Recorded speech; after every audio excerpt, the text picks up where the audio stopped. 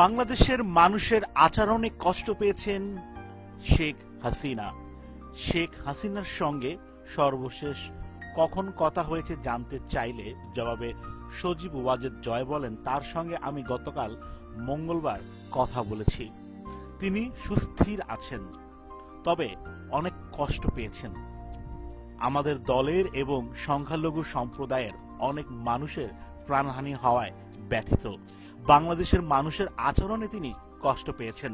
তিনি বলেন, আমি এবং আমার পরিবার বিদেশে বড় হয়েছি, সেখানেই বাস করি। বাংলাদেশের ডিজিটালাইজেশনের জন্য আমি বিনা পয়সায় উপদেষ্টা হিসেবে কাজ করেছি। আমি সফলও হয়েছি। বাংলাদেশের গ্রামগঞ্জে আমি ডিজিটাল কানেক্টিভিটি নিয়ে গেছি। তিনি আরো বলেন, সেই বাংলাদেশের মানুষ আমার মায়ের সঙ্গে এরকম করেছে। আমার নানাকে অসম্মান করেছেন, যিনি এই দেশের প্রতিষ্ঠাতা।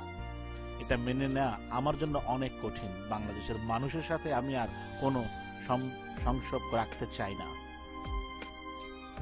যখন ঢাকায় শেষবার শেখ হাসিনার সাথে সংক্ষেপে সজীব ওয়াজেদের কয়েকবার কথা হয়, তখন অনেক হইচই হচ্ছিল। তখন সংক্ষেপে শেখ হাসিনার সাথে তার শেষ কথাটি হয়েছে, তা হলো, মা, তোমাকে এখনই দেশ ছাড়তে হবে। তার বোনের সাথেও মায়ের কথা হয় বলে তিনি জানান। তার বোন সাইমা ওয়াজেদ জাতিসংঘের একটি দপ্তরের কর্মকর্তা হিসেবে ভারতে থাকেন।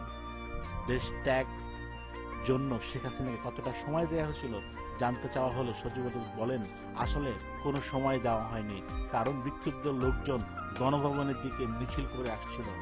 সুতরাং তাদের সেখানে পৌঁছতে কতটা সময় লাগবে সেটুকু সময় তার হাতে ছিল।